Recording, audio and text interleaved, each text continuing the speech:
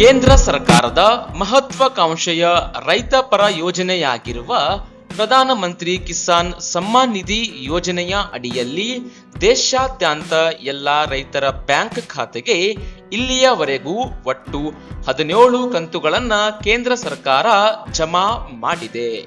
ವಾರ್ಷಿಕ 6,000 ರೂಪಾಯಿಯನ್ನ ಹಂತ ಹಂತವಾಗಿ 2,000 ರೂಪಾಯಿಯಂತೆ ಕಂತುಗಳ ಮೂಲಕ ನೋಂದಾಯಿಸಿದ ಎಲ್ಲ ರೈತರ ಬ್ಯಾಂಕ್ ಖಾತೆಗೆ ಡಿಬಿಟಿ ಮೂಲಕ ಜಮಾ ಮಾಡಲಾಗುತ್ತಿದೆ.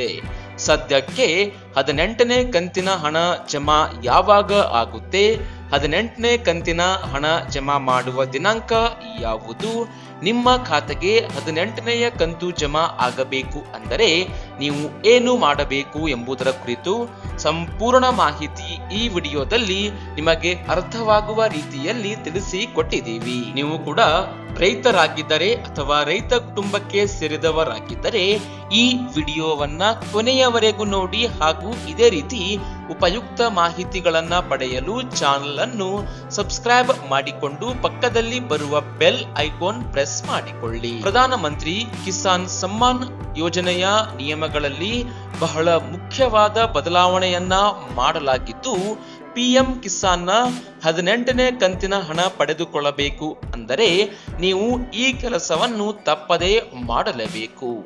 ಅದುವೇ ಈ ಕೆವೈಸಿ. ಹೌದು, ಇನ್ನು ಯಾರು ಪಿಎಂ ಕಿಸಾನ್ ಸಮ್ಮಾನ್ ನಿಧಿ ಯೋಜನೆಯ ಅಡಿಯಲ್ಲಿ ನೋಂದಣಿ ಮಾಡಿಸಿಕೊಂಡು ಈ ಕೆವೈಸಿಯನ್ನ ದೃಢೀಕರಿಸಿಲ್ಲ ಅಂಥವರಿಗೆ ಇನ್ನು ಮುಂದೆ ಪಿಎಂ ಕಿಸಾನ್ನ ಹಣ ಜಮಾ ಆಗುವುದಿಲ್ಲ. ಇನ್ನು ಒಂದೇ ಕುಟುಂಬದಲ್ಲಿ 2 ಸದಸ್ಯರು ಈ ಯೋಜನೆಯ ಅಡಿಯಲ್ಲಿ ಲಾಭವನ್ನ ಪಡೆಯುತ್ತಿದ್ದರೆ ಇನ್ಮುಂದೆ ಒಬ್ಬರಿಗೆ ಮಾತ್ರ ಈ ಯೋಜನೆಯ ಹಣ ಸಿಗಲಿದೆ. ಈ ಕೆವೈಸಿ ಪೂರ್ಣಗೊಳಿಸುವ ಅಧಿಕೃತ ವೆಬ್ಸೈಟ್ ಲಿಂಕ್ ಈ ವಿಡಿಯೋದ ಡಿಸ್ಕ್ರಿಪ್ಷನ್ ಬಾಕ್ಸ್ ಅಲ್ಲಿ ನೀಡಿದ್ದೇವೆ. ಲಿಂಕ್ ಅನ್ನ ಕ್ಲಿಕ್ ಮಾಡಿ ಹೀಗೆ ಓಪನ್ ಮಾಡಿಕೊಂಡು ಸುಲಭವಾಗಿ ನಿಮ್ಮ ಆಧಾರ್ ಕಾರ್ಡ್ ನಂಬರ್ ಎಂಟರ್ ಮಾಡುವ ಮೂಲಕ ಬಂದಿರುವ OTP ಯನ್ನ ನಮೂದಿಸಿ ಈ ಕೆವೈಸಿಯನ್ನ ಆನ್ಲೈನ್ ನಲ್ಲಿಯೇ ದೃಢೀಕರಿಸಿಕೊಳ್ಳಿ ವೀಕ್ಷಕರೇ.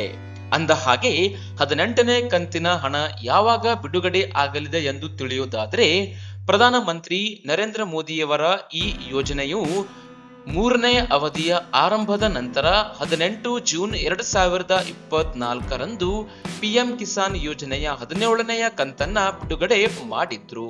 ಇನ್ನು ಆಂತರಿಕ ವರದಿಗಳ ಪ್ರಕಾರ ಪಿಎಂ ಕಿಸಾನ್ನ 18ನೇ ಕಂತು 2,000 ರೂಪಾಯಿ ಇದೇ 2024ರ ಅಕ್ಟೋಬರ್ ಮತ್ತು ನವೆಂಬರ್ ನಡುವೆ ಬಿಡುಗಡೆಯಾಗಲಿದೆ. ಹೀಗಾಗಿ ನೀವು ಮರೆಯದೆ ಪಿಎಂ ಕಿಸಾನ್ನ ಕಂತುಗಳನ್ನ ಹಣವನ್ನ ನಿಮ್ಮ ಖಾತೆಗೆ ನೇರವಾಗಿ ಪಡೆಯಬೇಕು ಅಂದರೆ ಈಗಲೇ ಈ ಕೆವೈಸಿ ದೃಢೀಕರಿಸಿಕೊಳ್ಳಿ.